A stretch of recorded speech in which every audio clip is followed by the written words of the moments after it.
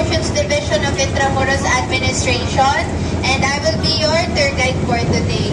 So, let's start po. This is Kuya Roland, our driver, Chanria driver, and together with me is Miss Jen from the Office of the Administrator. So, ayan, let's start our rolling tour. Before we begin, I would like to welcome you all to Intramuros. Did you know where the name Intramuros came from? Yes. Hindi. So, ang Intramuros, wala namang foreigner, ano? Sige po. So, ang Intramuros po ay nagsimula sa two Latin words na intra meaning within and muros meaning walls. That's why it is called within walls or the walled city of Manila. So, ang walled city of Manila po ay dating old Manila.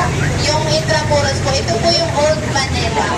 So, before the Spaniards arrived here in the Philippines, meron na pong Tagalog settlement called Maynila.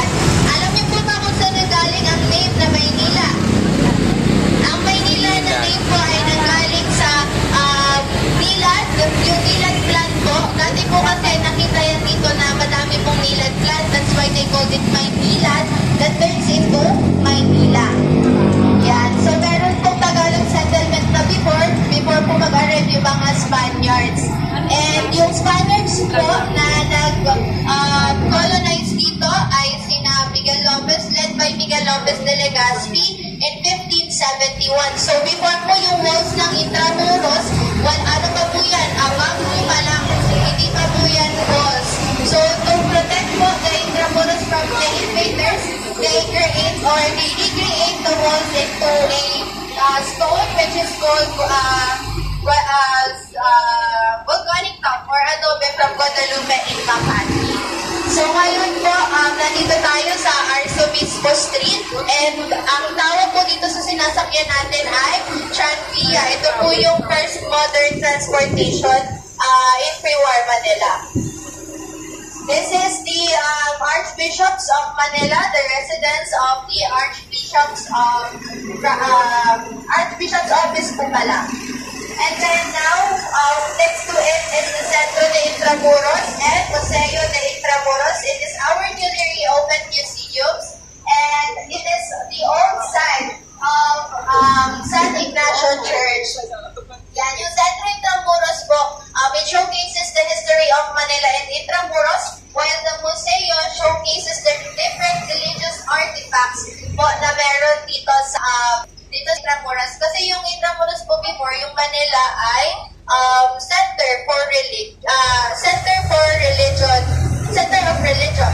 And then here po on this side is the under construction Intramuros Convention Center, which was the old site of Ateneo de Municipal or Ateneo de Manila. And here po is the Philippine Experience, led by the Department of Tourism. So, dyan po may mga karinderya na nagtitinda ng mga Filipino foods. Ay. Dito, this is the Puerto Santa Lucia. So, dyan naman po dumadaan sila kapag gusto po nilang pumunta sa Paseo de Luneta. And dito naman po, ang tawag dito ay Galeria de los Presidentes de la República Filipina. At yan po yung mga portraits ng mga past presidents of the Philippines.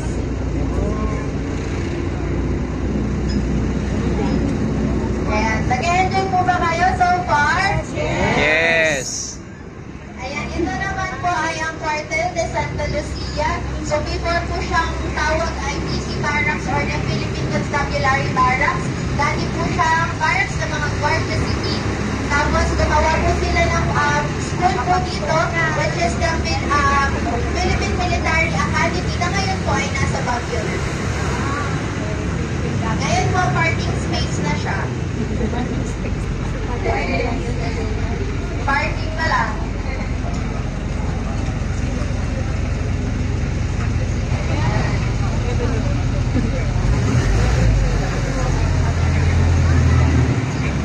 Next to the hotel po ay ang Bagong Bayan Light and Sound Museum. Dati po itong space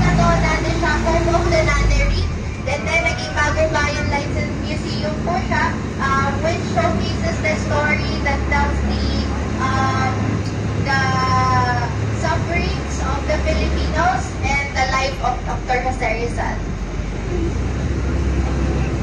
Next to it po is the Baluarte de San Diego. So sa Baluarte de San Diego, makikita niyo po yung old fort or stone fortification, which is the Fort Western Seniority Villa, which was built in 1587. And it is the first masonry defense of Manila. And dito din po yung area kung saan first nag-invade yung British forces in 1762 until 1764. Yes. So, kung mapapansin niyo po, ito yung malls natin. Beyond the walls po, di ba may golf course? Dati po yung golf course, mode po yan. Parang tubig po na kulay green. Dati po yung mode lahat po buong Intramuros, yung beyond the walls. Pero po, during the American occupation here in Manila, they covered it with soil due to sanitary and health reasons. And then, hindi na po siya na-excavate. Pero sa Fort Santiago po, kung makikita niyo po yung parang bridge doon, may mode pa po doon.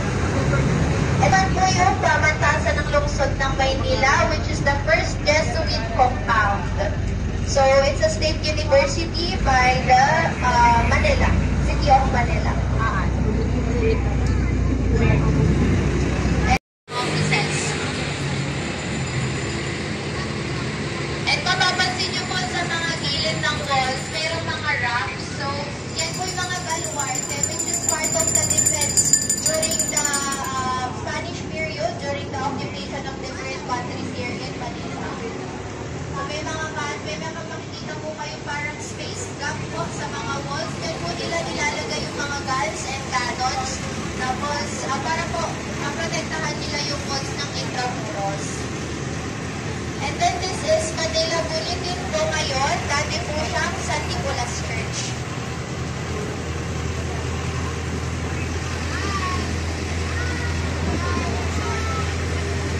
Ayan. Next to it naman po is the Manila High School, the oldest and the first high school po here in Manila.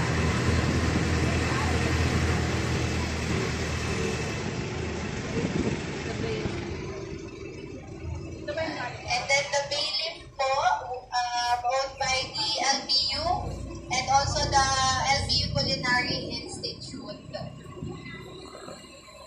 Bakit mapapansin niyo po dun sa taas niyan, meron po yung daan. So pwede po kayong maglakad above the walls.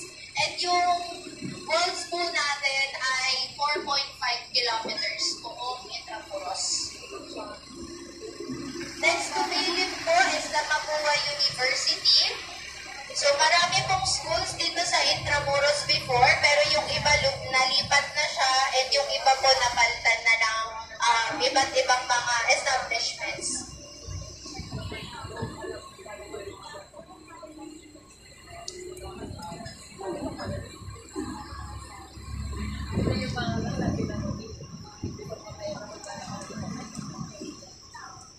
Nakita rin itong Mapuan. Now po, dati pong site ng San Francisco Church, the Lyceum of the Philippines University, and dati din po dito nakatayo yung San Juan de Dios Hospital, the oldest hospital in pre-war Manila na ngayon po ay nilipat na sa Pasay. And then this is this is the center of commerce. Before po ay maraming business establishments dito. May mga cafes, restaurants, hotels, and some shops as well.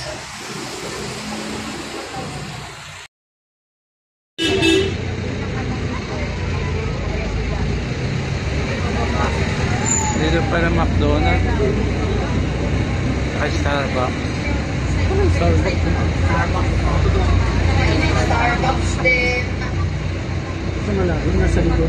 Ayaw ko nasa gilid. And then one of the oldest school that's still operating here inside the Intramuros is the Colegio de San Juan de Letran. So yung Letran po ay yung school na yan ay ginawa for orphans. It's a school for orphans. And kung mapapansin nyo po sa mga walls natin, meron pong mga parang bullet holes. So, yun pong iba dyan ay original, yung iba naman po ay hindi na po kasi natin masasabi kung alin yung original sa hindi dito dahil during restoration, tinatanggal po nila yun tapos binabalik. So hindi na natin mapo-point out kung alin ba ang original sa hindi. And then this is the Riverside curtain walls. So ito po mga timbers na to, ginagamit siya for storage ng mga goods from the port.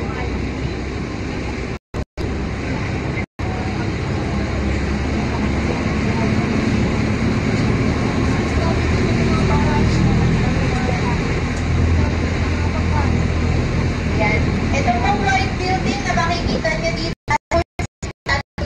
Ngayon po, ano na po siya, building ng BPI tsaka PIR. And then this is the Plaza España. Sa gitna po, nandyan yung monument ni King Philip II. Alam niyo ba kung saan po nanggaling yung name na Philippines? Galing Philip. kay King Philip. Ayan. And this is the Aduana. Dati po siyang customs house. And then ngayon, inaayos na po siya as National Archives of the Philippines.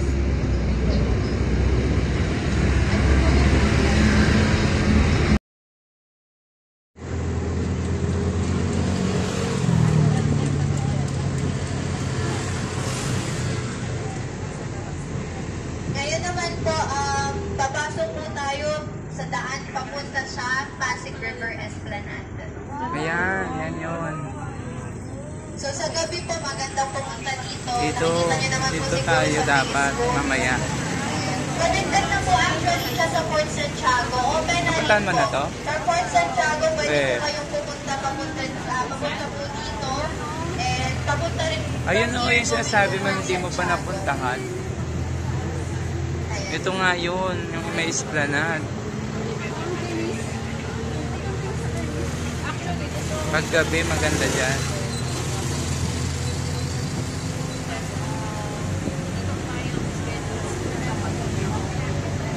Dati kasi wala pa yung ganyan eh. Sa kabila po yung ng Pasig River, yan po yung San Nicolas and Binondo. Yan pala yung Binondo Bridge, yun yung sinasabi mo.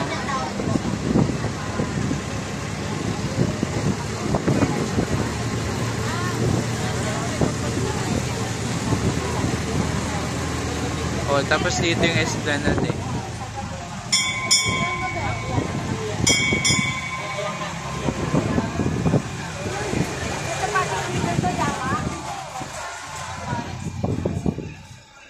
So now po, nandito tayo sa Plaza Mexico. So meron po diyang, yan pong nasa gitna. It's a tribute po sa good connection ng Philippines and Mexico. Kasi po nung in-occupy po tayo ni Miguel Lopez de Legazpi, ginawa niya pong capital city yung Manila. And then po, nilink niya po ito sa Americas and Europe through the Manila-Acapulco-Galilean trade. And this trade involves ship bringing Asian goods po sa Mexico in exchange for silver. And this silver were returned here in Manila, boosting its economy and making it as one of the world's major trading ports in the 1600s.